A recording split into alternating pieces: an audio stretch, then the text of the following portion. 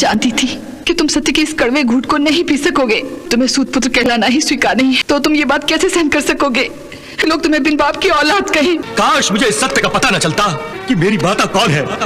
काश मुझे इस सत्य का पता न चलता कि मेरी माता का नाम क्या है। अपनी कल्पना में मैंने अपनी माता की जो सुंदर मूर्त बना रखी थी, जिस प्रतिमा को अपने दिल में सजाकर सांझ सवेरे पूजा किया करता था, जब आपने मेरी इस प्रतिमा के टुकड़े टुकड़े कर दिए हैं तो आप नहीं समझ सकेंगी कि मुझ पर क्या बीत रही है। कि एक विवश माँ अपने पुत्र को दुख में तड़पता हुआ देखकर कितनी व्याकुल हो उठती है। उसे कांटा भी चुभ जाए तो वो तड़प उठती है। किंतु तुम्हारी इस अभागी माँ को लोक लाज के डर से ये सब सहना पड़ा। मुझसे नादानी में भूल हो गई थी। ऐसी भूल की है क्यों जिससे एक बालक को जीवन भर तलवार की धार पर चलना पड़े? बोले। उस भूल का बहुत भारी मोल चुकाना पड़ रहा है मुझे। अपने ही पुत्र की नजरों में गिर गई हूँ मैं। लेकिन पुत्र, वो भूल सिर्फ एक बचकाना भूल थी। बचकाना भूल?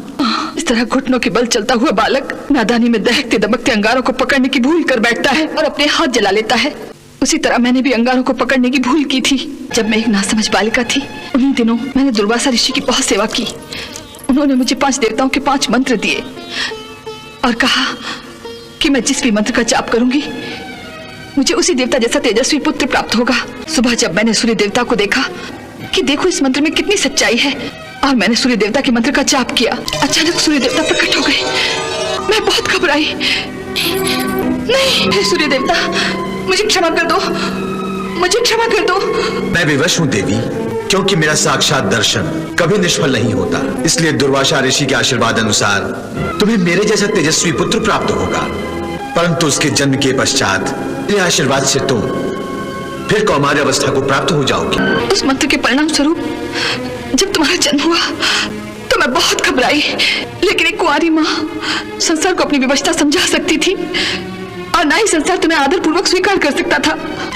अगर ये सब सत्य है तो फिर आपने मुझे जीवित क्यों रखा? इससे अच्छा तो ये होता कि आप मेरा गला घोटकर मुझे मार डालती, लेकिन ममता ने हाथ रोक लिए थे। ममता ने हाथ रोक दिए थे तो फिर इस रहस्य को अपने जीवन के अंत तक अपने सीने में दबाए भी चली जाती। आज क्यों आई इस रहस्य को खोलने?